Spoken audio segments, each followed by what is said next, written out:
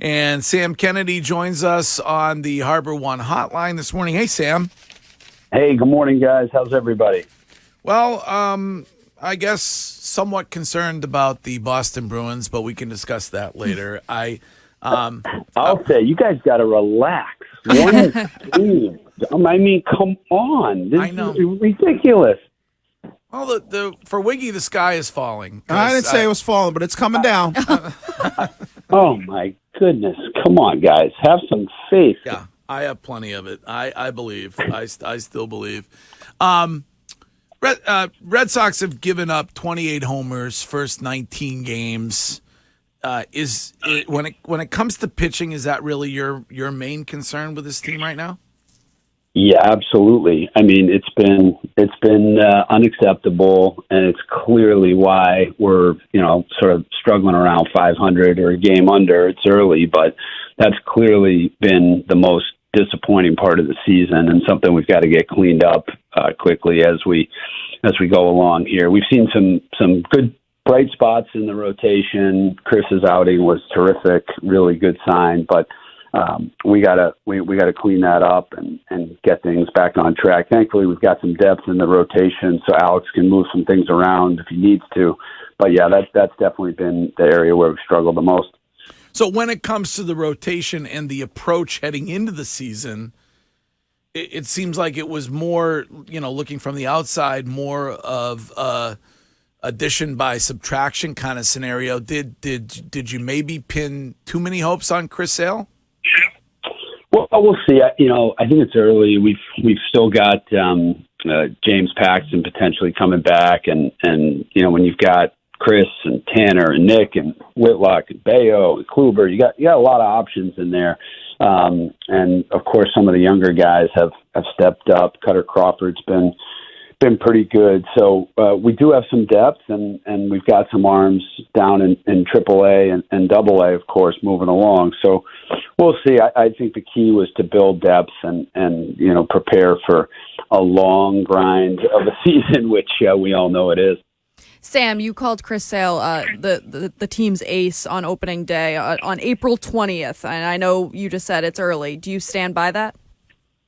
Oh yeah, there's no question. If Chris Salle is healthy, to me he's our ace just for because to me a number one guy is someone you want in those big moments and setting the tone. And he struggled with command in his first couple of outings, but got it back seemingly the night before last, and I think he had maybe 11 strikeouts and looked really good. And he has the stuff; it's there. It's just he was struggling with command, which makes sense after being out for so long. And to get him back, he sort of sets the tone. He's, as you guys know, he's so accountable. And to me, he's definitely our ace and a guy you want on the mound in the most important moments.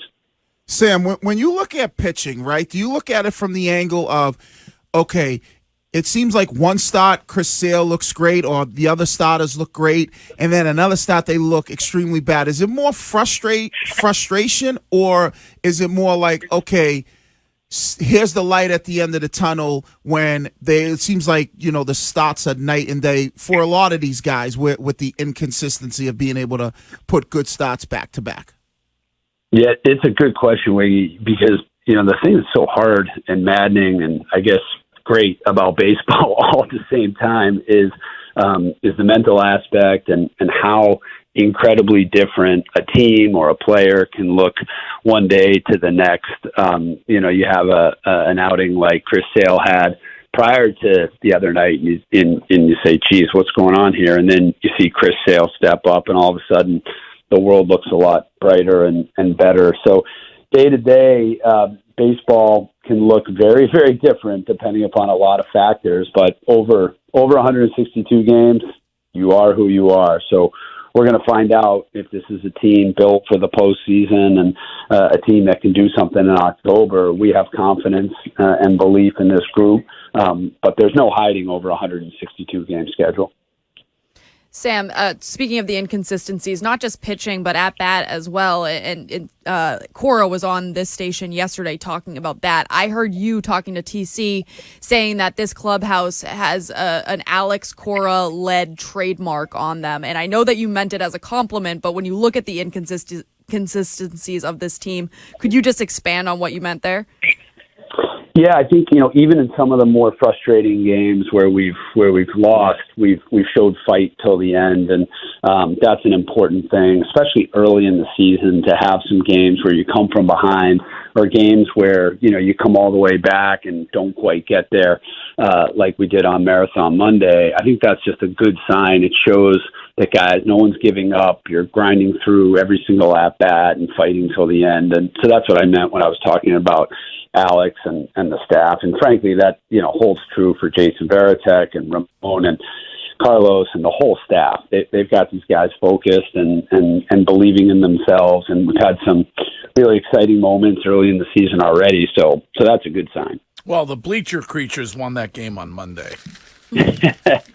Were you out there, Greg? I know it was a busy weekend for you. Shirtless. I do not. I learned my lesson quite some time ago when it comes to taking my shirt off. Even in a pool, I try to keep my shirt. He needs a GPS to find the bleachers, Sam. Is it? I ask these, Sam, sometimes I ask these questions and I don't get an answer, and then I keep asking them. But when Haim was on with us last week, I asked him about trade deadline last year, and in hindsight, for you, was it a mistake to basically allow the guys to walk that walked without getting any value back for them? I mean, look, if you look back, anytime you look back with the benefit of hindsight, and you have a season where we were disappointed, we disappointed our fans, we disappointed ourselves, clearly we could have done things better. And I won't go into specific moves or things we did or didn't do. At the time, we were balancing a few different objectives in terms of near term and long term. So, if it had led to a different result, obviously we would have looked back and said, "Boy, that worked out great." It didn't. So, we could have done things better, and we certainly could have had a better result. It was a very disappointing season, but obviously we've moved on. Sam, so we spoke with Haim last week. We talked about shortstop and Bobby Dahlbeck starting there. And my concern with this Haim approach is it feels like annually there is a position that is just vacant. And right now in Major League Baseball, through 19 games, shortstops on the Boston Red Sox are hitting 123, an on-base percentage of 237, and they're slugging 308. How is that in any way representative of a roster where you guys prioritized Xander enough to offer him almost $200 million before he signed with the Padres? Why is the position such a weak spot after Xander left? Well, first of all, it's early, and I understand that has been an area of concern in the lineup. So that's a fair point. It's also a position where we have depth coming from the minor league level, but we also have confidence in guys who are going to step up as things get better here, hopefully, as we go forward. So I understand, early in the season, you had obviously in the offseason, we had a pretty major injury to a key piece of this team in Trevor Story. Don't want to set any timetable for him coming back, but I think this is a roster that has a chance to look pretty different in the months ahead. But it's early, and guys have been struggling there, so understand that, because that's also a concern, obviously. But again, it's early. No, I was just going to ask Sam real quick, the last one for me. Can you kind of take us into, because I know as a player it's one game at a time, and the manager one game at a time, but can you kind of take us into front office and ownership with the Rays playing so well, and it seems like they're so far ahead and they're in your division? What does the approach then turn into? Is it stay in the hunt for the wild card? I know the season's a long season, but human nature is just to the ultimate goal is to make the postseason. So the human nature is going to be looking at the schedule and where you need to be. What's that approach from, front offices and ownership on, record and how the team is chasing a wild card or the division? Yeah, it's a good question. We're focused on winning the division. I mean, it's incredibly early. Yeah, the Rays got off to a great start. Okay, fine. But there's a long, long way to go here. We believe in this group, and we want to win the division, full stop. Obviously, the goal is to get in, but you want to start by winning the division. You also have the value of or the advantage of perspective from ownership's position, or someone in my position who's been here for 22 years. We just celebrated an amazing team, the 2013 team, and I watching a lot of coverage going back to what the offseason was like coming in, and then the low expectations that were put on that team. It's just a reminder that, it really matters what is happening in that clubhouse, and the vibe and the feel and the confidence that these guys have in each other. So we have to put it in perspective and remember, this is a incredibly difficult game to play, incredibly difficult game to predict what's going to happen. And you remember that if you do the right things over the long term, good things are going to happen. And we choose to stay positive amid a lot of noise and negativity when you lose a game or two. So it can be challenging, but we try and keep balance and perspective. Having a couple decades here, we've obviously made tons of mistakes. We've made some good decisions, but on balance, it's been a good run, and we're going to keep that going. Sam Kennedy, always a pleasure, and we'll talk to you again soon.